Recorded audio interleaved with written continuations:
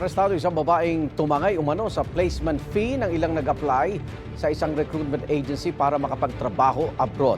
Ayon sa suspect, katumba sa isang buwang sahod sa ibang bansa ang placement fee ng mga aplikante.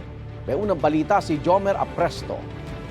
Kayo po yung inaaresto namin sa bisa ng warrant of arrest. Pababa pa lang ng bus ang babaeng yan ng silbihan ng warrant of arrest ng mga tauhan ng Barbosa Police Station sa Sampaloc, Maynila. Ang babae nahaharap sa patong-patong na kaso ng qualified theft. Qualified theft, 21 counts ng nanilagdaan ni presiding judge Sharina Encarnacion sa Monte Villanueva ng Regional Trial Court, National Capital Judicial Region, Branch 36, Manila. Ayon sa pulisya, isang informant ang nagturo sa kinaroroonan ng 32 anyos na akusado.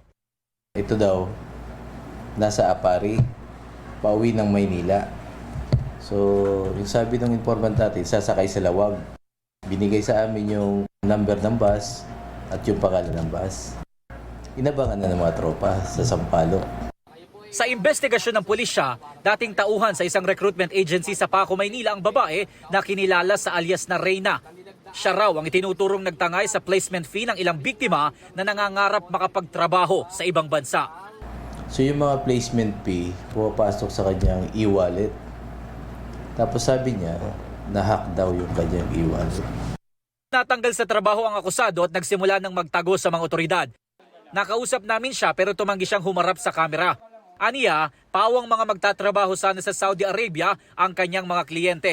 Ang bayad sa placement fee, katumbas daw ng isang buwan na sasahurin sana ng mga aplikante sa oras na matanggap sila. Sinabi naman ng Manila Police District o MPD, bukas ang kanilang tanggapan para sa mga tao na posibleng nabiktima rin ni alias Reyna. Mananatili muna sa Barbosa Police Station ang akusado habang hinihintay ang commitment order ng korte. Ito ang unang balita, Jomer Apresto para sa GMA Integrated News. Igan, mauna ka sa mga balita, mag-subscribe na sa GMA Integrated News sa YouTube para sa iba't ibang ulat sa ating bansa.